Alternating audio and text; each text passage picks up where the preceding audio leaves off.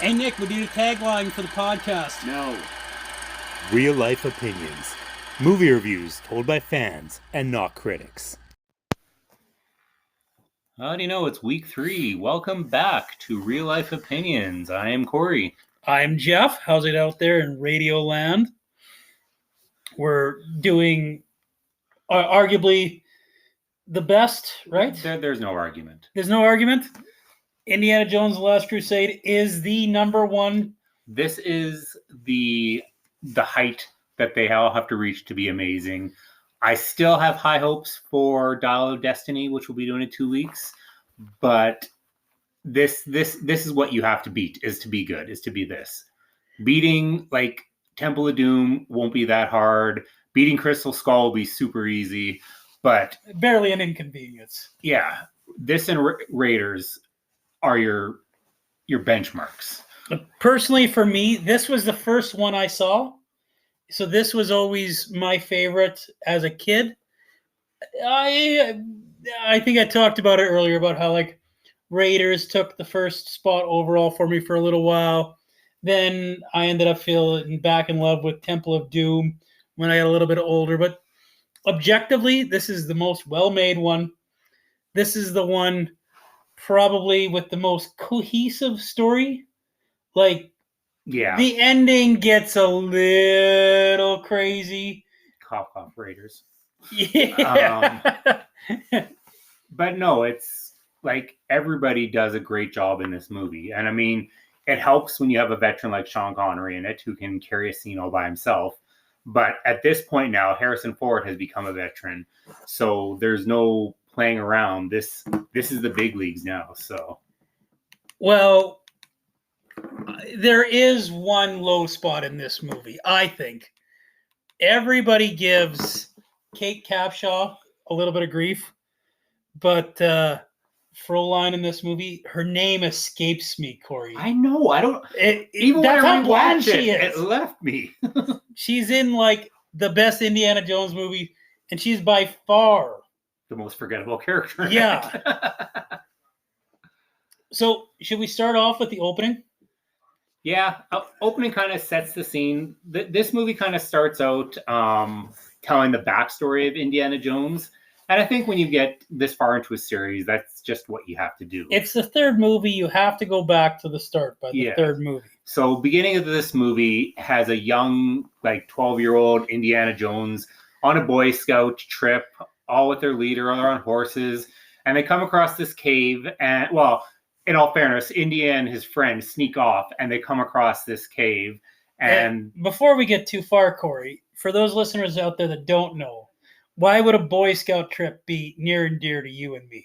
Oh, I don't know. I think we may have a past in that field. You were present, me a past. Yeah, so. Our kids were both scouts, and we got suckered into. Well, not suckered into it. We willingly got voluntold to help out with the organization, though. Yeah. Though I do not remember ever venturing into the caves of Utah and throwing snakes at people, but No, whatever, you got to do what you got to do. So times were different in 1914. I mean, let's be honest. No knock to us, but the Boy Scouts of America did so much cooler shit than we did. Yeah, they really did. Especially back in the day. Mm-hmm. It's just cool to me that Indiana Jones was a Boy Scout. Yes.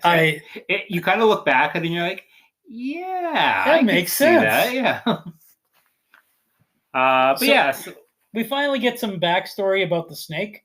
Yeah. Don't you love that? Oh, it's just a snake line. Yeah. Like literally a snake falls on his friend. And his friend freaks out and he's like, just a snake. And he picks it up and he throws it away.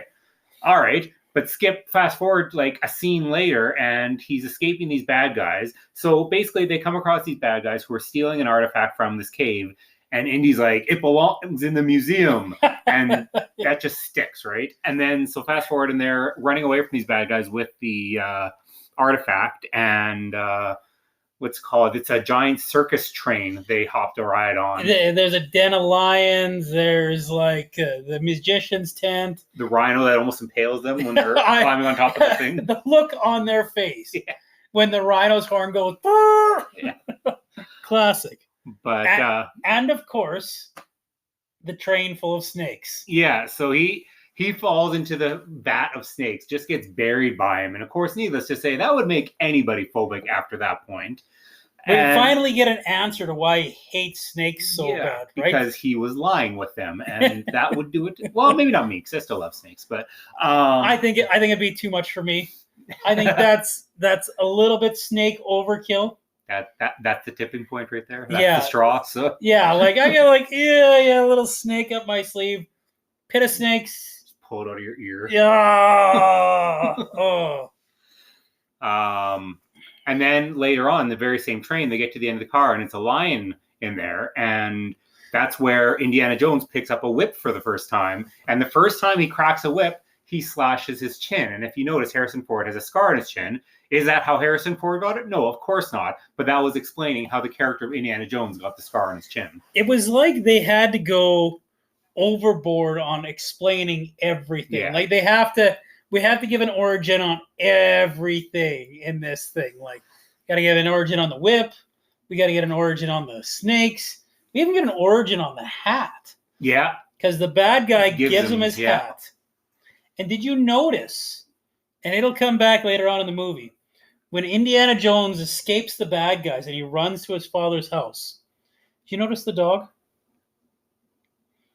Henry Ford's got a dog. Besides the dog's name? Well, yeah, at the end of the movie, spoiler alert, that's how Indiana Jones got the name. And the dog is sitting there. I didn't notice till a rewatch. Like, hey, that's Indiana. Yeah. Sitting there beside Henry Ford Sr. Yeah. Because, in fact, Indiana Jones' real name is Henry Ford Jr.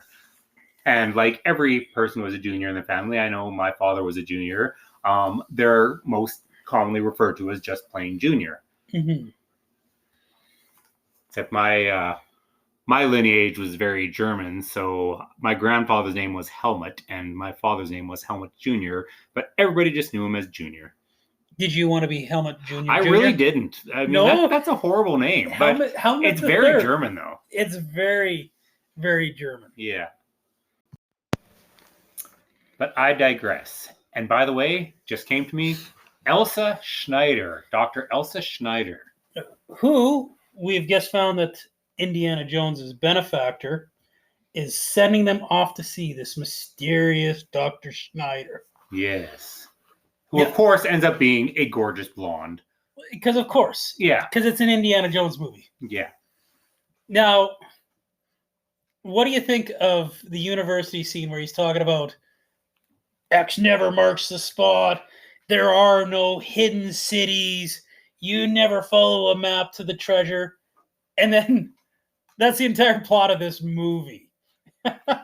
Yeah, right. I mean, obviously it's foreshadowing. They don't try and hide it, but it is pretty funny. And I love the convenient plot device of Indiana Jones's father's journal. Yeah. This happens. What did I get in the mail? Oh, hey, it's my father's Grail diary. I wonder what this could mean. I wonder if this will be important to the plot later on.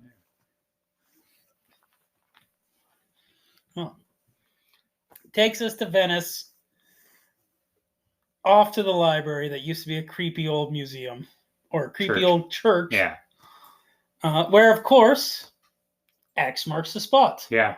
They need to find the number 10. And so they look on the walls and there's like, oh, 1, 2, 3, 4, 5, 6, 7. Well, where's 10? And all of a sudden you see Indy look down and he's looking kind of strangely. So then he goes up a little flight of stairs and he looks down at it. And sure enough, they're standing on one big freaking X, which in fact, X marks the spot. It's the most giant mark of X on the ground in the world. Like, it just hammers you over the head that X marks the spot. Now, they've done it in all the Indiana Jones movies, but, you know, they did it with snakes in the first one. Then they did it with bugs in Temple of Doom. Yeah. And it's rats in this one. Yes. Which coincidentally you find out later on that that's his father's. Actually, no, I think he says it in that scene. It's his father's weakness is rats. Mm-hmm. So, because he said when he finally runs into him, and he's like, "Were there rats there?" Yeah, tons of them. And he could see the look in his face of like, "Ew." And of course, they get down there, and there's an ancient tomb that no one's ever visited before. Yeah. And they find the knight that they've been looking for. They finally find the map or the road to the Holy Grail. Yeah, so it's a giant stone shield that they just essentially do the old-fashioned charcoal over paper rub off on things like we used to do as kids. We'd take leaves and we'd put them under paper and scratch down on it and get the shape of the leaf. So they took some paper and they did that, which they conveniently had paper, considering they were just in water. Wait, Anyways, it's in a satchel. That's why he keeps a satchel, because you never know when you need a trace of paper, right? And but the problem is the top quarter of the shield is gone. It's broken. It's disappeared. So they're not quite there yet. But they're trying to decipher the mystery from the journal, right? And yeah, I don't think we get quite to this point yet, but I know the whole problem with the map. His dad, Henry Jr. or Henry Sr. has the map drawn up, but he doesn't have the location where to start. So now that they've found the shield, they know which city to start. Yeah. And then I think when they get there and they have that little bit of a battle with that group of people, like we'll call them the Shriners. They wear fezzes. They're Shriners. They were chasing them in their little tiny cars, and then they hopped on a little tiny boats. Yeah. So I love with the boat chase scene. They're going through. There's like the two big tanker boats. They're like squeezing together, and then Indiana Jones goes, "Don't go through there. Are you crazy?" Then Elsa with the rebut, "Go between them. Are you crazy?" Yeah. And of course it works. Of course it works. This is Indiana Jones. He's gonna like squeeze right between these two boats, fire, brimstone, like the boat behind him gets like it gets crushed and more until it's just a big fiery ball. But in the end, it's down to the one guy, and he's like, "Wait! We're both after the same thing. I'm here to protect it. You're here, blah blah blah." And he gives the whole.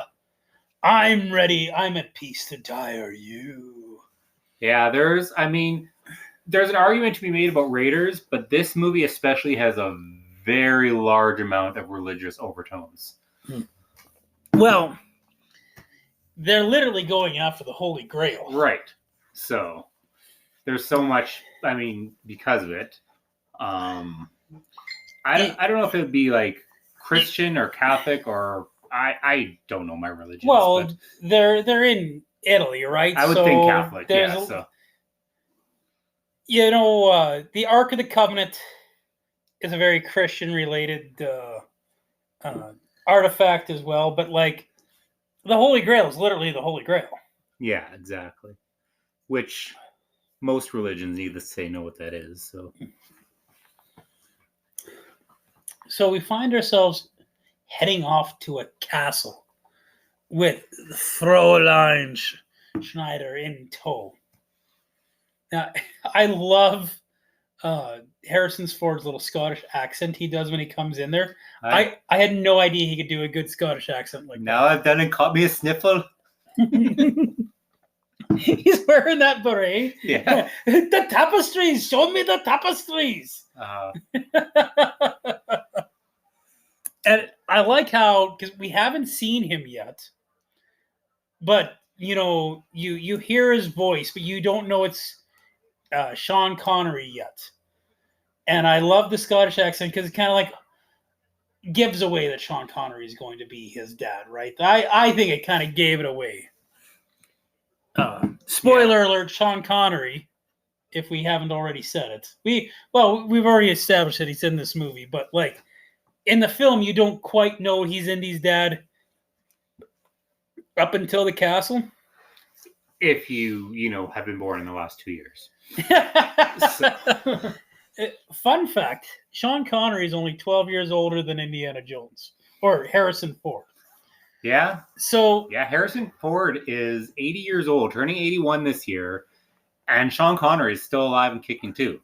When Sean Connery made this movie, this movie came out 89, and he's 89 or 1930 birthdays. So quick math on that. He would have been 60. 9? No, 50. 59. 59. So Sean Connery's 59 in this movie. And he's like kind of old and decrepit. Yeah. And Harrison Ford would have been 47 then.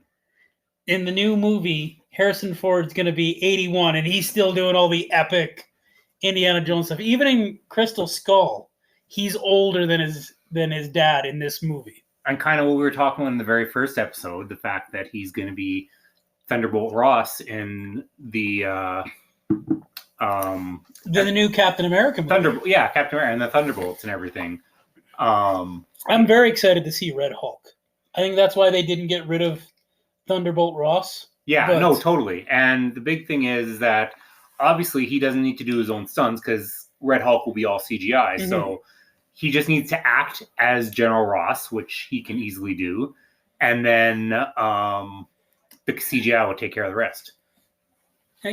Good for Harrison Ford. Like, he hasn't made enough money in his career. Why not get into some of that sweet Marvel money, right? Well, I mean, being how Disney owns Indy now and Disney owns Marvel, there's a connection. Yeah. Well, he was already in a Disney Star Wars movie, like the first Disney Star Wars movie, right? Force Awakens, yeah. Oh. Yeah, I read that he's the 7th highest grossing actor of all time, eh? Really? Yeah. Makes sense. He's been in, like, pretty much, he's done some bad ones, but pretty much everything he's done has been a blockbuster. And the stuff that hasn't been, they've never been B movies per se, but they've been big budget, no-name movies, as weird as that sounds. I can't think of a single Harrison Ford flop. Like, I tried thinking of one. You can think of Bruce Willis flops. I know a Sean Connery flop or two. I can't think of a single major flop from Harrison Ford. So we bust into his dad's room finally. He doesn't realize it and gets smashed in the back of the head with a vase. And he's like shaking his cobwebs. And all of a sudden it's like, Junior? And you're like, oh! I love how the dad's broken up. And he's like, oh, yeah, don't worry, Dad, I'm okay. That was a Ming Dynasty boss. Yeah. And then he's crying. Yeah, he thought he was concerned for Indy's well-being. Like, Indy thought it was for his own well-being. But no, it's because he broke the vase over his head. Indy goes, oh, don't worry, Dad, I'm fine. And then Sean Connery goes, thank God. It was a fake. Yeah. Every scene with Sean Connery in this movie. Well, you just see how great gem. he is. So, oh, yeah. Like, he's done some bad movies. One could argue League of Extraordinary Gentlemen, which is a fun movie, but at the same time, it was far from a great movie. It was a terrible movie. Yeah, but like I said, it was fun, but fun doesn't make a great movie. So he is on point in this. This is probably my favorite Sean Connery role of all time. Between this and The Rock, I go back and forth as my favorite Sean Connery movie. No, so. I love The Rock, but this is just so good. Well, I didn't realize he had such good comedic timing until this movie. Yeah, really, right? Like, when you think of Sean Connery, you think of Highlander, and you think of a serious Scottish actor. Yeah, James Bond. Obviously, I can't believe I didn't say that first. But you think of a serious Scottish/British actor. But in this movie, yeah, his comedic timing is absolutely amazing. Mm-hmm. So he busts him out. The Germans bust in. It's Germans again. Of course. Oh, freaking Nazis! Always the Nazis. Yeah. In the last one, they wanted to get away from the Nazis. This one, they purposely made it to be more like Raiders of the Lost Ark. That's why they went back to the Nazis. Well, there's just, so many stories to be told in that 1939 to 1945 time frame. Mm-hmm. So I think they milk it, for sure they do. Again, we'll kind of see, because I watched the trailer again for Dial of Destiny, and I believe it still has the time travel element that you were pretty surprised about, but it's also definitely going to be flashbacks as well. I seen what you were talking about. I don't know why I never caught it in the trailer. What if you could go back and Yeah, and I never realized they were talking literally until you like mentioned, oh yeah, it's obviously about time travel. And I was just like, I seen that scene. I was like, oh yeah, of But course they're talking about time I don't travel. so much know if it's about time travel or if they're just talking about the ability to go back. I don't know if Harrison Ford goes back in time because every time they show Indiana Jones in the olden days, he's young. So I think it's just flashbacks more than anything. They've been trying to do a Fountain of Youth Indiana Jones movie since pretty much Raiders of the Lost Yes. Ark. I knew that. You know, Temple of Doom was supposed to be Fountain of Youth. This And one originally this was one going to has have the Fountain of Youth. with the ending, it's essentially the same thing. Yeah, but- they do touch on the Fountain of Yeah. Youth-ish. So, don't you love the scene when the Germans capture them? Again, they capture the Jones boys. Yeah, you find out that Elsa Schneider was actually a what's the word? I guess spy. I will use. for Oh the Germans. no! I had a big surprise. This German girl was working for the Germans. this No. whole time, who knew? And it's funny because his dad tried to warn him, and he didn't believe him, and that's what ends up them getting caught, tied up, and thrown into a room. You know, there's the big James Bond connection that I thought with the first one, and I love how in this one, especially in this time period when this movie was made, Sean Connery was James Bond. That was still his most heavily associated with role, right? Absolutely. So they kind of created Indiana Jones to be the new James Bond back in the time. Or in Raiders, they made him the anti-James Bond. In Temple of Doom, they made him the new James Bond. And then in this one, they're just like, well, why don't we bring on James Bond? Well, and I think what's really funny about it is because of the acting chops and skill and experience of Sean Connery, as much as this is Indiana Jones and the Last Crusade, this is Sean Connery and the Last Crusade. Oh, yeah. Indiana Jones is the side character in this movie. Once Sean Connery comes in. Do you love it when they're tied up and, oh, Dad, get the Lucky Charm out of my pocket? Ends up being a lighter. So they tried to burn the ropes to get themselves free, but instead his dad drops it, and all of a sudden the carpet catches on fire, and he's like, and it spreads the fire, and then all of a sudden the whole room is engulfed, and they're like, oh crap, what to do? And like every good German castle, there's a secret trap door. Well, there's so many secret trap doors in this one. Yeah. Right? Like they've got the secret staircase, they've got the secret fireplace. You know, there's the secret boardroom where the Nazis are planning a whole bunch of stuff. It's funny that female Nazi officer that sees him turn around in the fireplace there totally reminds me of Frau Verbischen and Austin Powers. Yes. When I saw that, I was just like, oh my God. Mindy Sterling? What? Bet you nobody knew her real name. I didn't. I did not. But I think that's where that line comes from. Hey! Yeah. I'm positive it Well, comes I from mean, this movie. I mean, Austin Powers being a giant satire of a movie, that would make complete sense. Well, it was a James Bond satire. Absolutely. Indiana Jones was kind of a anti-James Bond with James Bond in it, right? Yeah, like you said, how Temple of Doom would be the most James Bond because he starts out all suave and debonair. He is James Bond at the beginning of that movie. Yeah. He literally is the archaeologist, James Bond. So he escapes this fiery inferno. I love the motorbike chase. Well, honestly, classic. That's one of the most memorable scenes in this movie because of Harrison Ford driving the motorcycle and Sean Connery in the sidecar, holding his hat and holding his umbrella. Like, I wish that they would have properly aged Indiana Jones in the new ones. That was my problem. One of the biggest problems with Crystal Skull I found, because like here they have Sean Connery in an age-appropriate role. Sure, he's only 12 years younger than Harrison Ford, but you know he's playing an older kind of action star. But he's not doing like a whole bunch of crazy action in this. He's like taking it easy, like you think an old guy would do, right? Yeah. And there's a stark contrast between Henry Jones and Indiana Jones, right? Like One is they're both archaeologists, right? They both love history, but one's a man of action, the other one's a man of literature, right? Yeah.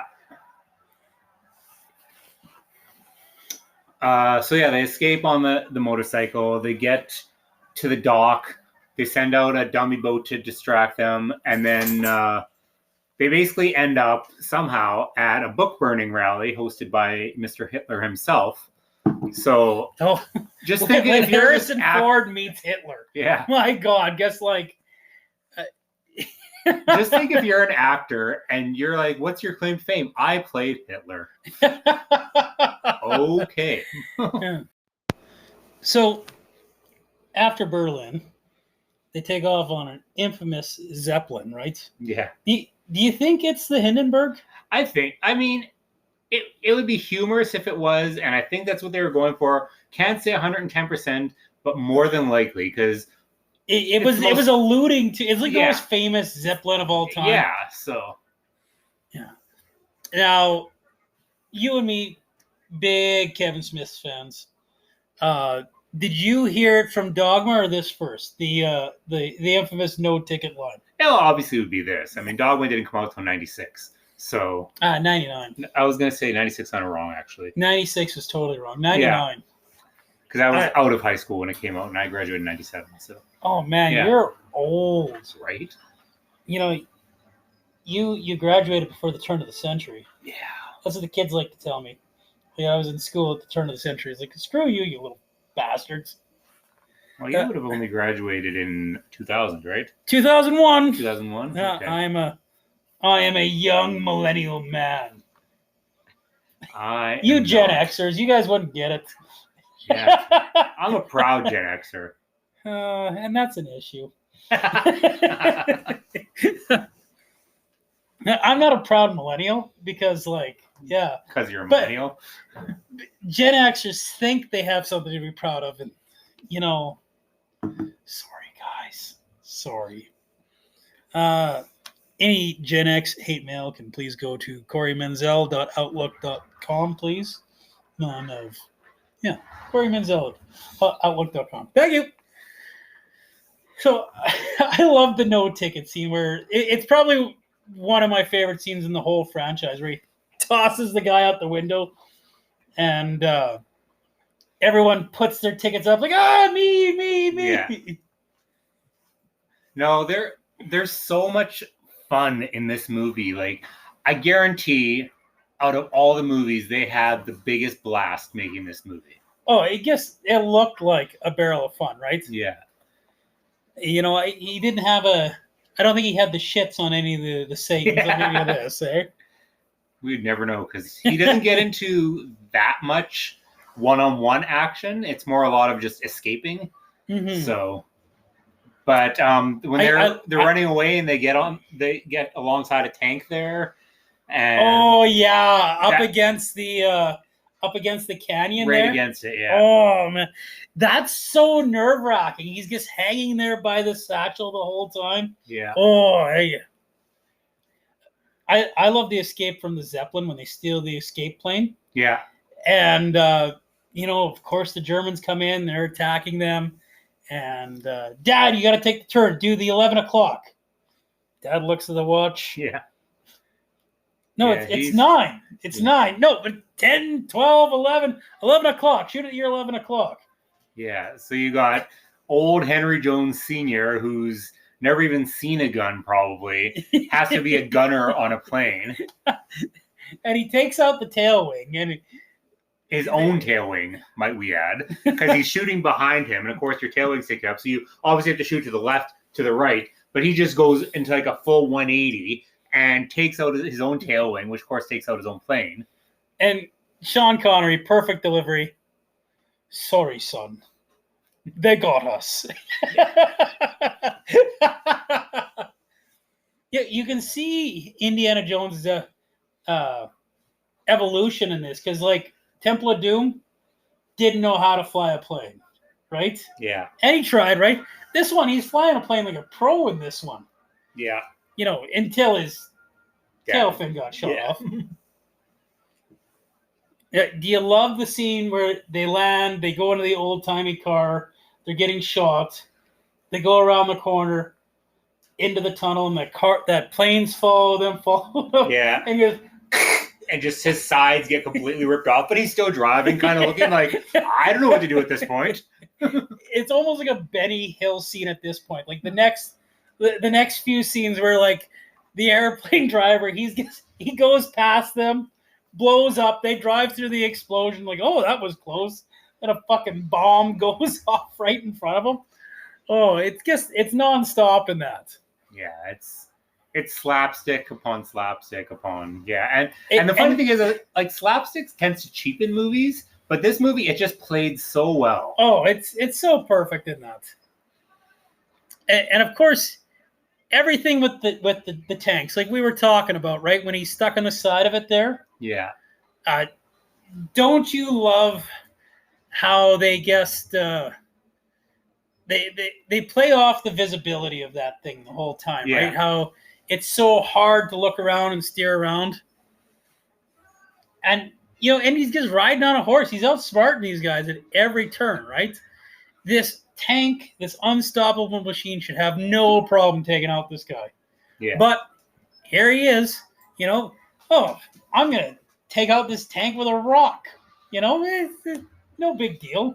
And he makes him ram into one of his own cars, which gets caught on the big main turret there. And yeah.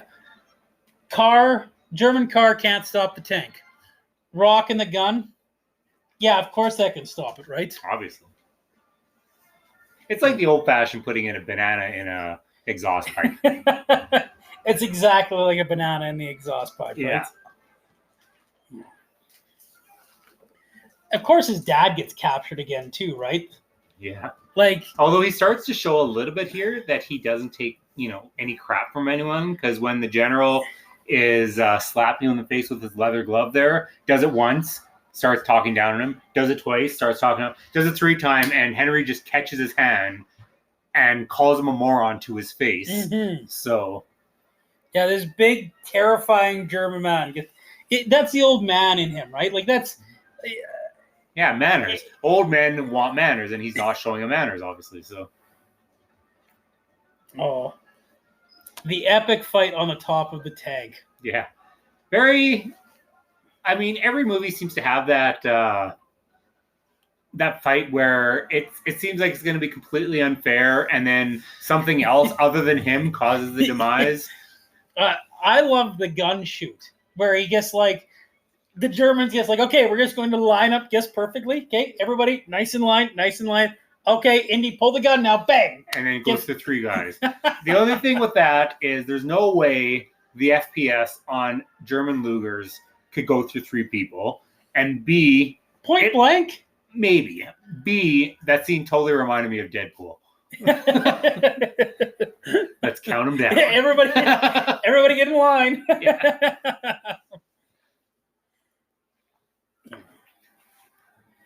So we finally see again the Shriners show up again too to help gunfight. One day we'll get their name right, but not today.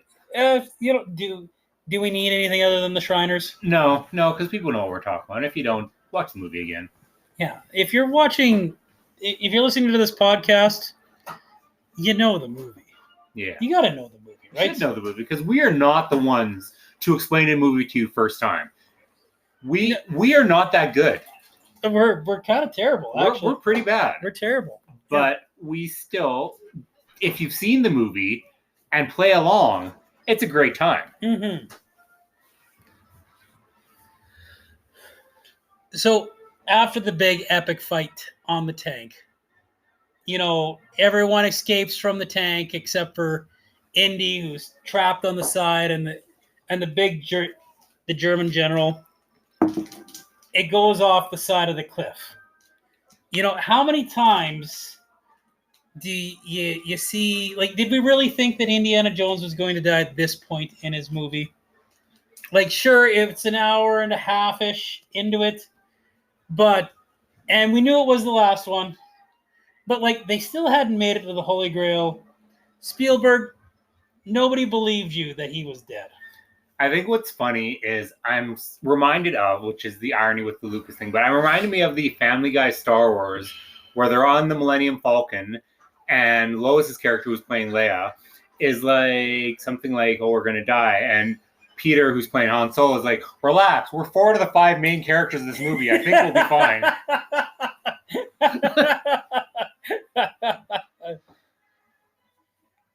And that's what you think about with these movies. Like, you're like, "Oh my God, is Indy dead?" No, No, of course not. no. And if he is going to die in this movie, it's not going to be at that point there. Yeah, he's going to die after this. Like, they're going to get to the Holy Grail.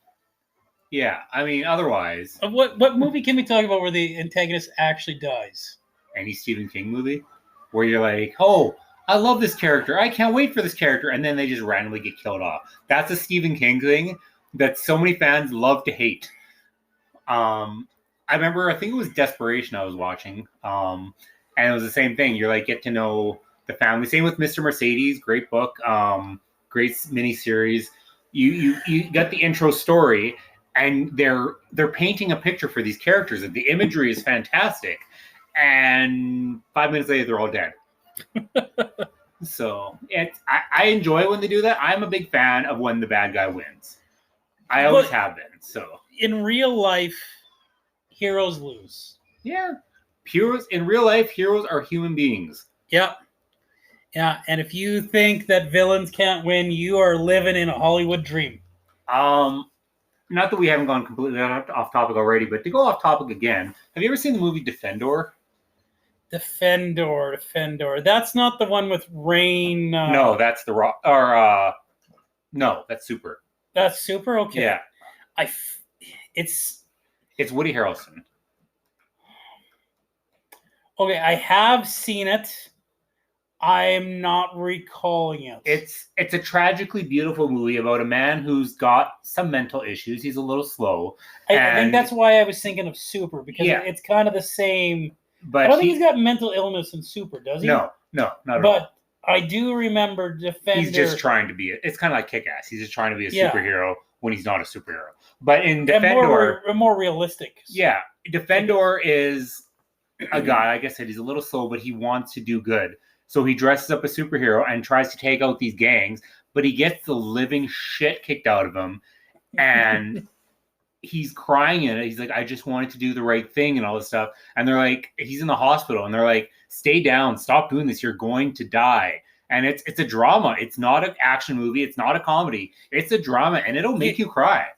You know, you're thinking, "Oh, Woody Harrelson? Yeah, I love that guy in Cheers." Yeah. Or he's Zombieland. He's hilarious. Yeah. This is a spoof on superhero movies. This is going to be terrific. I worked at Blockbuster when that movie came out, and they had it on the trailer reel, and they actually made the trailer reel look like a superhero movie. And when I watched the movie, I was pissed because it was nothing at all like it was like the trailer was led to believe. But in the end, I loved it more than what the trailer had to offer. But I couldn't watch it more than once because it was a heart-wrenching movie. It's been so many years, I don't remember it all, but I probably rented it from Blockbuster. It's probably exactly where I got it from. Wait, where did I first meet you?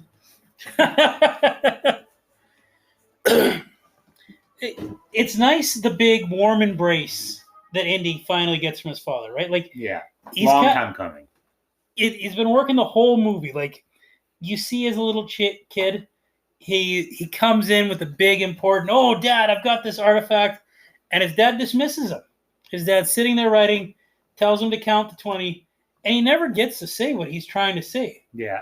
Like, maybe his dad could have protected him from the sheriff and the big evil guy coming in, taking the artifact from him, but his dad dismissed. Finally, he thinks Indiana Jones is dead. Finally gets that warm embrace. And, it's great to see the characters get that payoff finally, get that growth that, you're kind of, it feels like you've been working towards that for decades, right? Because you've known Indiana Jones for 3 movies now. Never once has he ever mentioned his dad. And this one, you see the reason why. Yeah. So eventually, their escapades lead them to the temple that they're trying to get to. Some secret hidden city that's Thing, hidden within the village. Yeah, it's in a valley in the middle of the rocks. So only if you knew to look for it would you know it was there. Fun fact, that's a real lie. But I totally believe at this point, his dad could die. Yeah, I totally did too, because as much as we loved Henry Jones Jr., he was a throwaway character. Like you knew Sean Connery was not going to sign on for another movie. This was it. He was kind of there to die, right? Yeah. Like, his death would mean something. Mm-hmm.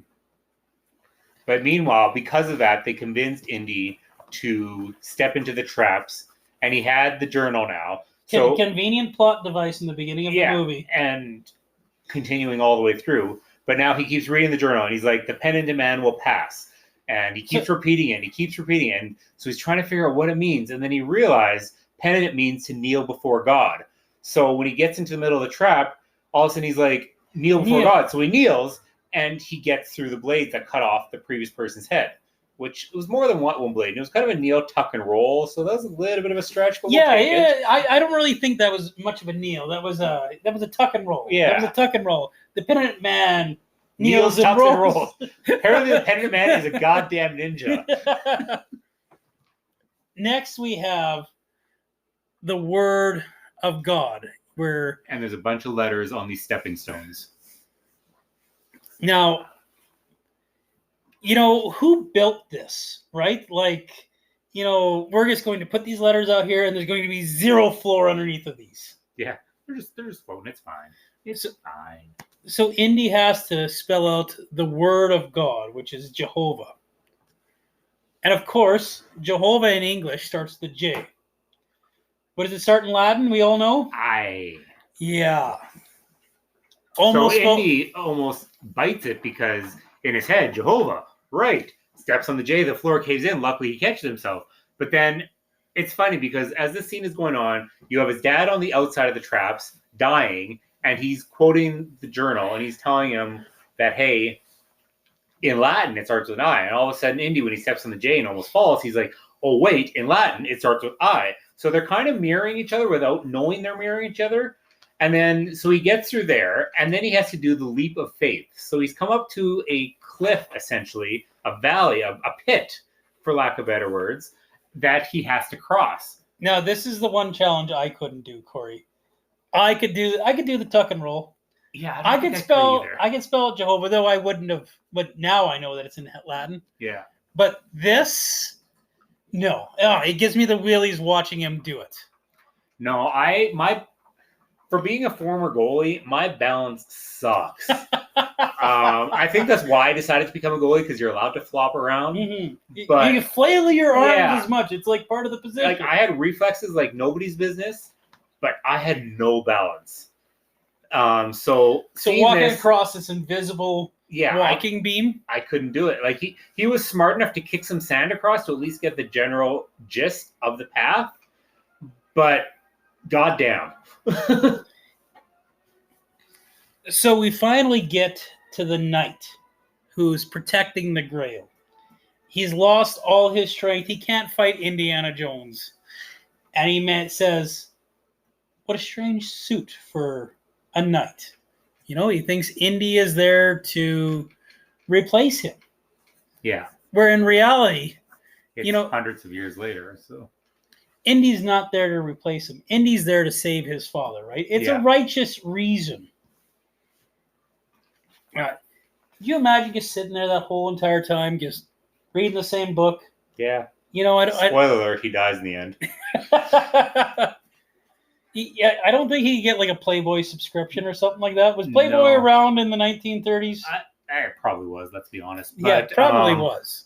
That said, electronic devices were not. So yeah, he wouldn't be one scrolling book Facebook for 200 years. Or actually, the Crusades were like the 1400s, so like 500 years and change. Yikes! So 700 years ago is what Indiana says. It's a lot. Oh, they're the 1200s. Yeah. Anyway, so conveniently enough, the Germans and Elsa Schneider. She makes it through. You know, he's like, oh yeah, Indy Convenient or unfortunate? We got to pick one, but either way. Indy can make it through these traps.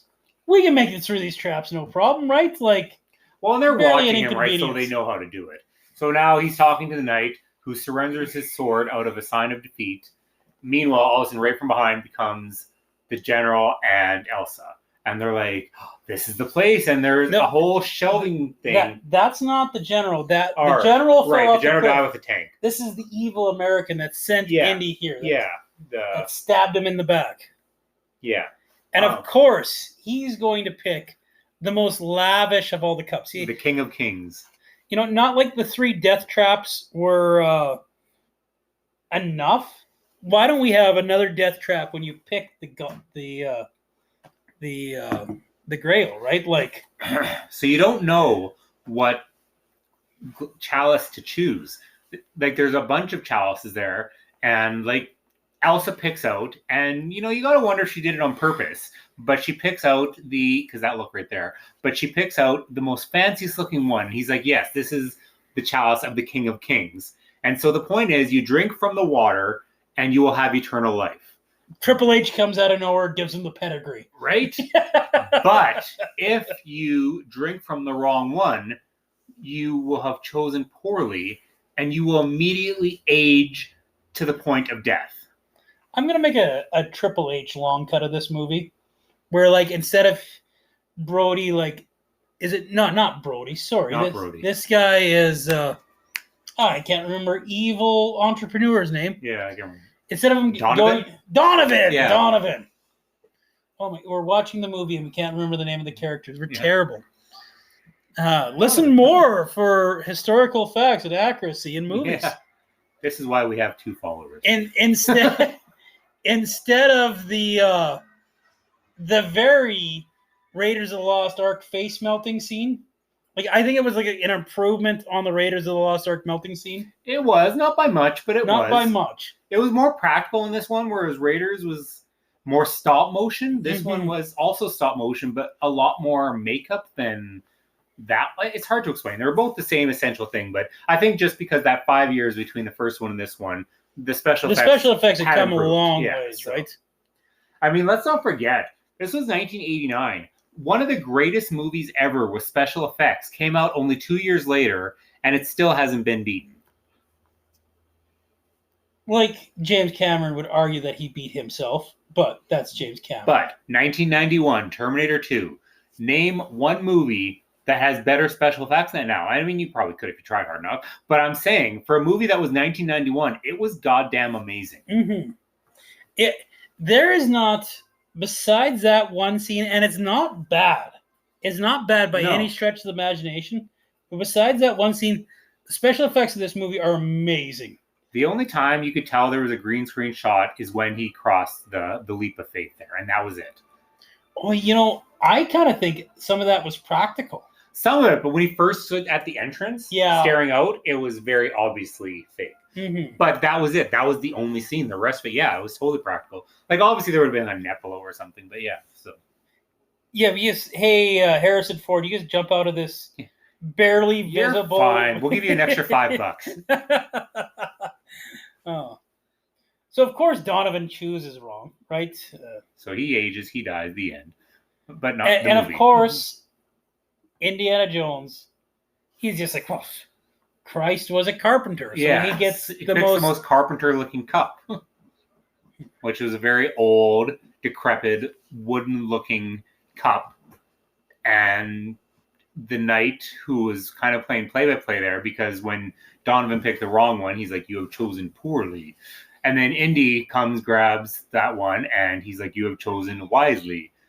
And then just when we thought that Elsa was going to save the day with her and join them and be a good person, she starts becoming greedy for the cup herself and causes another booby trap to kick in. The ground starts to split. Everything happens. And but this is after.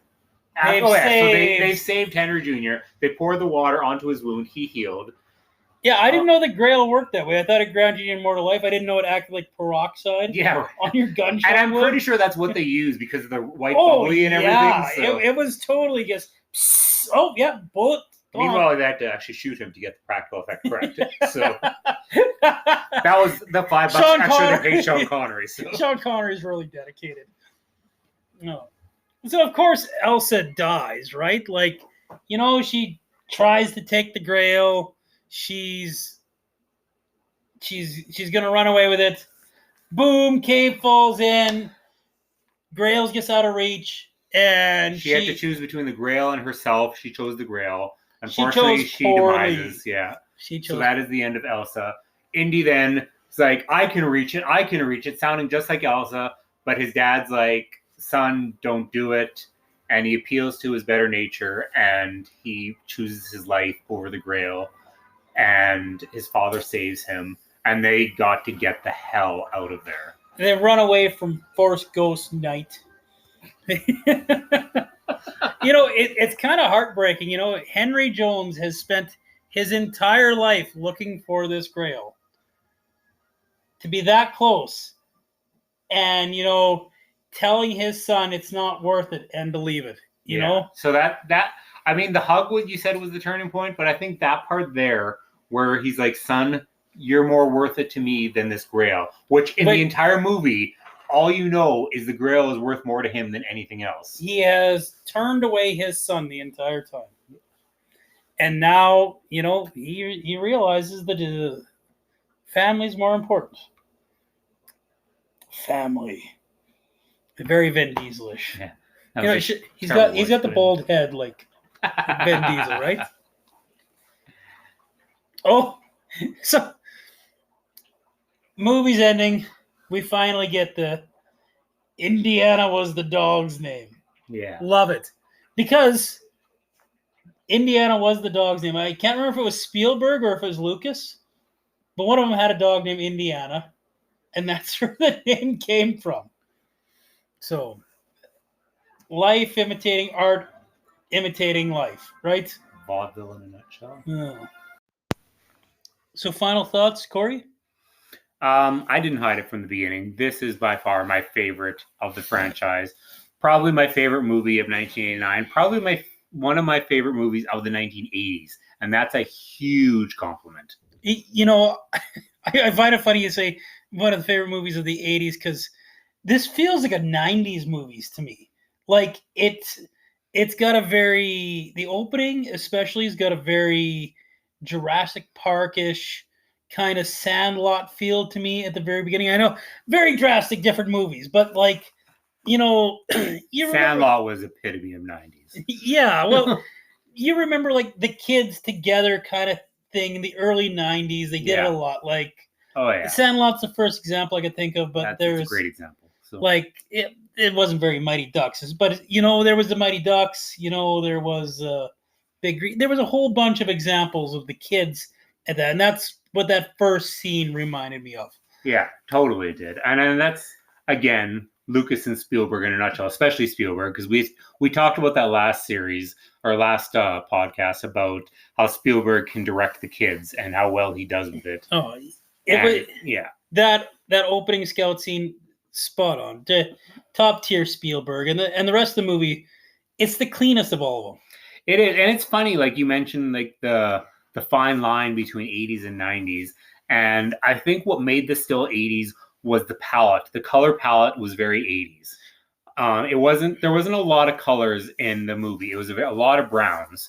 And so, I mean, for what little that's worth, the 90s were a lot sharper. But, you know, in Temple of Doom, we've got a lot of smoke and grittiness. And this movie was so much cleaner than that. Sure, there was like the desert tones and stuff like that. But that was what it was probably the first movie I remember watching where you're like, man, this movie looks good. Yeah. I think there was just a filter used to give it that, like I said, the flat tones that it had. But all in all, yeah, like if there wasn't that filter, I could see this very much feeling like a 90s movie. And I mean, being 1989, you were turning over into the 90s within a couple of years, because we were kind of discussing this off air. The 90s started when grunge started. And so that was about 91. So with every decade, it was about the 2001, the 91s, the 81s, that everything started happening. Like 2001, we saw 9/11. We're not going to talk much anymore about that. We're not political here. But 91, when grunge started, that's what started the 90s. So everything seemed to start a year after the decade changed. There was a little song that killed every hair band in the world, right? Yeah. It smells like Teen Spirit. Every hair band all of a sudden went, no, we're done for. Yeah. And the 90s began. And then we got Pearl Jam, and then we got Soundgarden, and then we got, all those guys, Alice in Chains. And I mean, I was born in 79, so yes, I lived through the 80s, but I mean, who remembers their life earlier than 10? Not too much. I mean, you remember bits and pieces, but you don't really remember anything after 10. It's what sticks. So honestly, as much as I love my 80s, I love my movies, I love my music, the 90s defined me. The 90s, in a lot of sense, I feel was pinnacle cinema. Like, some of my favorite films are from the 90s, like Shawshank Redemption. Well, like you said, Clerks. Jurassic Park, Clerks, Pulp Fiction, even like movies like Aladdin. Like that was 92 or 93, I think. And you look at how far Disney had came from even The Little Mermaid to Aladdin. Like, yeah, Disney I think Aladdin was 92 up, and Little Mermaid was 93. I think that's Little Mermaid came out in the 80s. Did it really? Yeah, The Little Mermaid began. I watched it once. I'm not my thing. And how have you only seen The Little Mermaid once? I don't have girls. I grew up with a little sister in my household, and even growing up, my sister was older than me. So you didn't have to. No, it was me and my younger brother, and I indoctrinated him into movies with Terminator 2. So by the time he was like 3 years old and speaking sentences, he could quote Terminator 2 because I was a good big brother. Raising him right. Yeah. So, best of the series, in my opinion. Your opinion, too. Totally. The Harrison Ford, Sean Connery chemistry. Probably, perfect. Yeah. Perfect. Best in the entire series. Yes. They fed off each other like absolutely flawlessly. What do we have up for next week, Corey?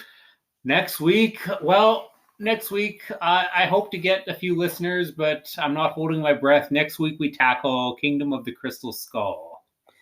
Corey has told me that give it a second chance, Jeff. It's not as bad as you remember. So I'm willing to give it a second chance. The things we do for a podcast. The things we do for a podcast, right? We might have a special guest next time. Yeah, let's hope. We got a buddy that's interested in joining us. And honestly, the more the merrier. And not to plug again, but like I said, hit us up. Give us ideas. Give us what movies you want us to do. Like, give us something to do. Make it so it's enjoyable for you, the listener. Like, we have a blast, but honestly, shiny things make us happy. So give us something to do. Like, I own myself over 400 Blu-rays. Plus I have Disney Plus and I have other streaming services. So to be honest, give us a movie. And I've answered 2 alone on my Instagram page for people who have requested movies, and I have fulfilled them. So give us movies. Suggest, hey, what do you want to hear? What do you guys want to talk about? We want to hear you guys dissect this movie. And then there's other people who are like, I just want them to shut up. But no, let us know what you think. Those are mainly our wives telling us that. They tell us that every day. It'd be interested to hear if you wanted us to do another series again once we're done the Indiana Jones. Again, I really want to hold off on Star Wars because there's so many more singles to explore before we get into another huge series like that. Like that is 12 movies and counting. So I think I want to get into View Askew at some point. That would be fantastic. But I do think it's a little early on for that as well. Also 7 movies, I believe. So yeah. So Clerks, Mallrats, Chasing Amy, Dogma, Strike Back. I don't think Jersey Girls in View Askew. But Clerks 2. Reboot, and then Clerks 3. So 8. So movies. 8 movies. Yeah. Does Zach and Mira, would that be covered in that? Technically, I believe Justin Long's character in Clerks 3 is a nod to his character in Zack and Miri. Yeah, I think it's the same So- character. But I think that's the only crossover, right? Yeah. You know what? I'm a sucker for Kevin Smith. I would even review, well, Tusk, I think is a good review. I don't know if you could talk me into doing Yoga Hosers. Yoga Hosers was pretty was terrible. what it was. I don't own it, so I would have to find my way to get a copy of it, but I'm not losing sleep if I don't. So Yeah, I'm not like clamoring to. I mean, Lily and Harley were phenomenal, but they Kevin Smith can't carry. as They were too young to sausages- carry a movie. So Kevin Smith as a sausage is just and Ralph Garman No. as the Nazi. no. I guess I don't know if I could do that. I don't know. And then, of course, the Super Groovy cartoon movie, which fits in that same. You know what? I don't think I've ever seen the Super Groovy cartoon movie. I have the DVD kicking around here somewhere because I got the sleeve signed by Jay and Kevin. Yeah. So. Like, I meant to get it because like I devour everything Kevin Smith, and then it didn't appeal to me because It's pretty awful. What we do need to review, Clerks the animated series. Yeah, That is arguably I've the never best watched thing. the whole thing. I've only watched a couple episodes. That's why I didn't watch Super Groovy movie, because anything that wasn't in the Clerks animated style, no, it's blasphemy to me. I need those characters in that art style redone for me. It's my favorite thing Kevin Smith's ever done, and Kevin Smith made one of my favorite movies of all time. There's some greats. But we're signing off tonight. I'm Jeff. I'm Corey. Thanks for listening. We'll catch you next time. Take care. Is that it?